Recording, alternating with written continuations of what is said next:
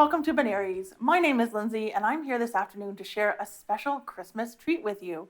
Now, before we start, I'd like to acknowledge that from time immemorial, the land on which the city of Mississauga is situated has been home to many First Nations people, including the Anishinaabe, Haudenosaunee, and Huron-Wendat First Nations. Most recently, before British settlement, this land was home to the Mississauga people. Now, the treat we're going to make today is a Christmas pudding.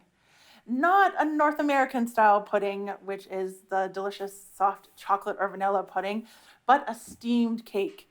In the British tradition, any sort of baked good that you cooked with steam was called a pudding. So you have probably seen a Christmas pudding or a plum pudding before, if you have watched A Christmas Carol, for example, or really have ever seen anything related to Christmas celebrations over in England. So that's what we're making today. And it's actually a pretty simple recipe. It has lots of ingredients, but it is pretty easy to make. And you can make it very far ahead. In fact, the longer this recipe sits, the better it will taste. It's kind of like fruitcake in that way. And does actually have a pretty similar taste to fruitcake.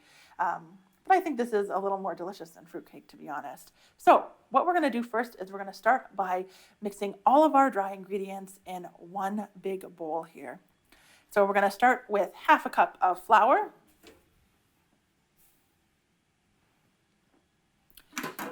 then we're going to add 1 cup of breadcrumbs, a 1/4 teaspoon of salt, a 1/4 teaspoon of baking powder, a 1/4 teaspoon of ginger, a 1/4 teaspoon of cinnamon. You might be seeing a theme here with ingredients. Then we're going to do a 1/4 teaspoon of nutmeg, and I ground up my nutmeg fresh. If you've never seen fresh nutmeg before, it looks like this here. It looks like a nut, that's why it's called nutmeg, and it really is better when you can do it fresh. So we're going to dump that in. Then we're going to do 3 tablespoons of sliced or slivered almonds, 3 tablespoons of candied citron or citron peel,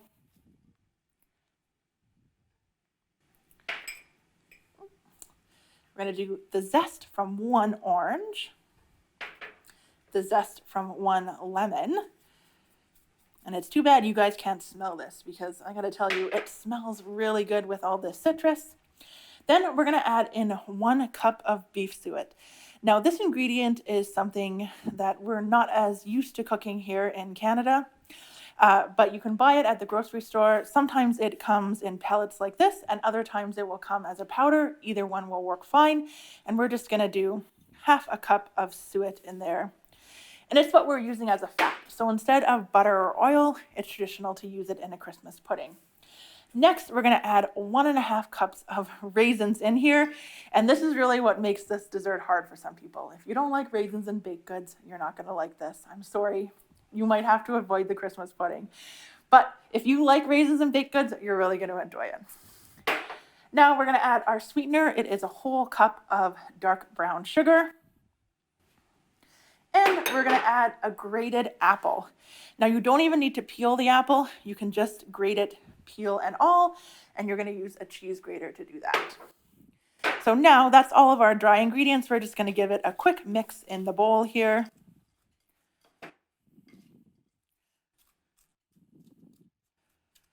Like I said, there's lots of ingredients, but it's actually pretty simple to make. Now, one of the traditions when making Christmas pudding was actually to mix your batter well in advance of when you were cooking it, and then just give it a stir every week. Because not only does this last a long time when it's cooked, it also lasts a long time in just the batter form. And Christmas pudding is really one of those things where everybody has their own favorite recipe. So you'll see lots of different versions of recipes for this. And you might even see it called plum pudding. And it's called plum pudding not because it has plums in it, although some people put dried dates or dried plums in it, but because way back when they really called any sort of dried or candied fruit a sugar plum. So things like the candied citron peel would have been known as sugar plums, or could have been known as sugar plums.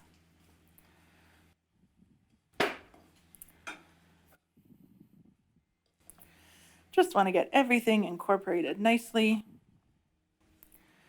so there's not too much dry ingredients on the bottom. Excellent. We're done with our dry ingredients, and we're going to move on to our wet ingredients in this smaller bowl here.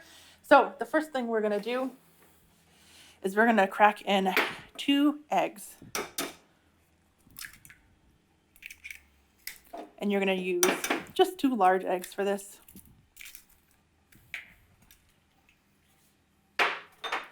Then we're going to add the good stuff. We're going to add 2/3 of a cup of Guinness. Could probably use any sort of dark stout you like in this. If you don't like Guinness, you can use something else. And then we're going to add in 3 tablespoons of brandy. If you're worried that this is going to taste boozy, I promise it won't taste too boozy. And you're cooking it so long that you're not really going to have any of that alcohol in there at the end. So we're going to mix this up quickly.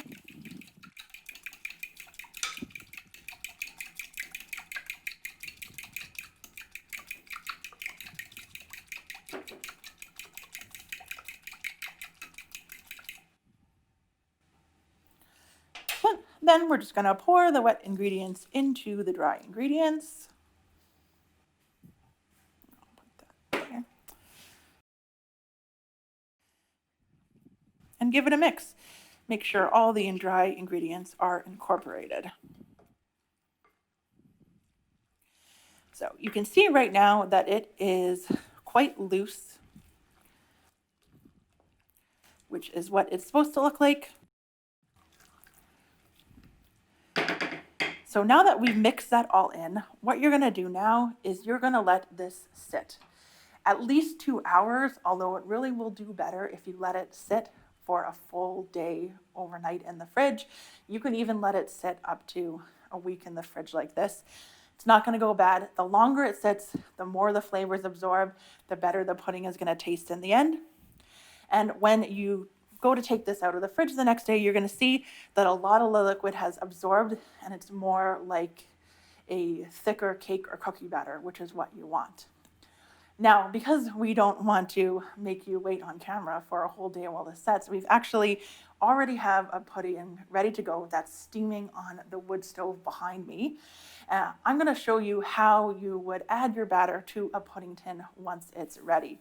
Now, you can actually buy special pudding tins online with a lid. That's what I'm cooking my pudding in back there. But most of us don't have pudding tins, and maybe if we've never tried a pudding before, we don't really want to buy one. So you can do 2 things if you don't have one. The really traditional way to steam a pudding is to get a piece of pudding cloth, which is a really good quality unbleached linen, and then you're going to grease that cloth up in butter until it is completely saturated. You're going to pour your pudding right in, and then you're going to tie the top of the bag, and you're going to end up with what looks like a ball of pudding and cloth, and you're going to hang that over your pot, and you're going to steam it in your pot right in the water. And that's the most traditional way of cooking a pudding. But if you don't want to do that, which is a little bit hard, I have to say, you can just use any old regular metal bowl you have at home.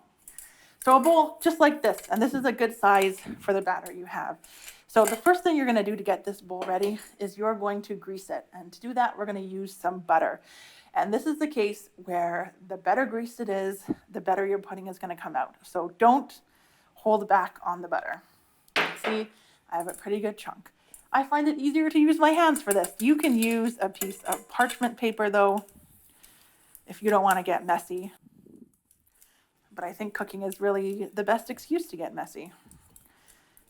So you can see I am very liberally greasing this bowl here because I do not want my pudding to stick at all. So you want to be able to see a nice layer of butter everywhere.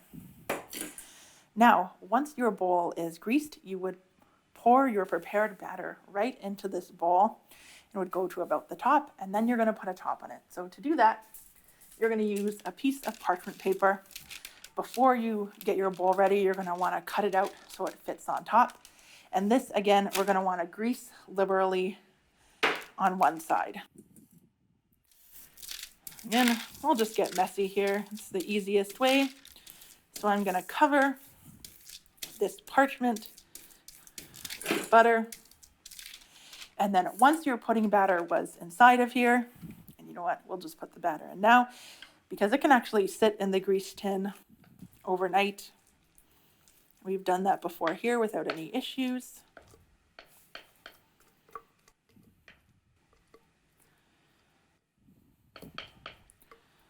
All that deliciousness in. You're gonna press it down a little bit. Then you're gonna take your greased piece of parchment and you're gonna put it right down on top of the pudding so it is touching the pudding itself. That's why we want to grease it really well so it doesn't stick when it comes off. Now your last step before you steam it is you're going to grab a piece of tin foil. You're going to put it right over top of your bowl. My piece has a hole in it. I'm going to fold it over. You do not want a hole. There we go. That will work. You're going to put it tightly around the edges. You can even put a second piece of foil on top if you want. And then you're going to take a piece of string and you're going to tie it around the rim of the bowl over the tin foil in order to keep it in place. And then you're going to boil or steam your pudding. And all you need for that is a pot of water that is big enough to fit your bowl. In the bottom of your pot, you're going to put a cookie cutter. That's just going to keep your bowl from moving around in the bottom of the pot. Then you're going to put your bowl on top of the cookie cutter in the pot, and you're going to put a boiling kettle of water and pour it into the pot until the water goes to about 3/4 of the side of the bowl. And you're going to put that pot on your oven and you're going to let it boil for about 4 hours. This does have quite a long cooking time. If you're using a small pot like the pot I have there, you're going to have to add more water about every half hour. If you use a really big pot, you'll have to use water less. But you do want to check at least once an hour to make sure that there's still water inside, going up, again, 3/4 up the side of the bowl until you've passed about 4 hours. You can do up to 6. You're not going to really want to open the top of your pudding to check it because that's where you get water in. So do at least 4 and then you should be fine. And then once it's steamed for 4 hours, you'll pull it out and your pudding will be ready, and it can either be served right away, or if you're going to keep it for later, you can pop it in the fridge covered, and it can last for up to a month in the fridge, actually. All you'll want to do is steam it again for about an hour or so before you serve it, because you definitely want to eat this warm. Okay, so while our pudding finishes cooking back behind me, I'm going to clear the dishes, and then we'll get ready to reveal our pudding and see how it looks.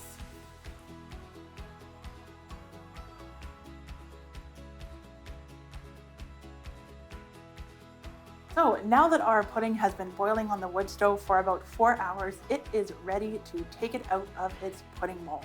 So I'm going to go grab it from the stove.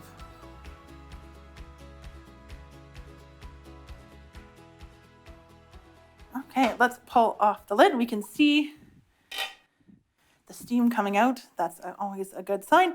So with the pudding tin, it actually has a little loop in the lid, which makes it quite easy to pull out, just like this. Now, you don't want to burn yourself, so sure. And with a pudding tin too, you actually have the space. It tells you where to open the lid. If you were doing this with your bowl and your parchment paper, you're just going to take the tin foil off and peel off the parchment. This is, just want to get it in the right place. There we go. Let's see. Oh, perfect. So what we want to see is our pudding has puffed up as it cooked. So it's nice and puffy like that, which is a good sign. Let's see if we can get it out without any help. So I'm gonna go like this.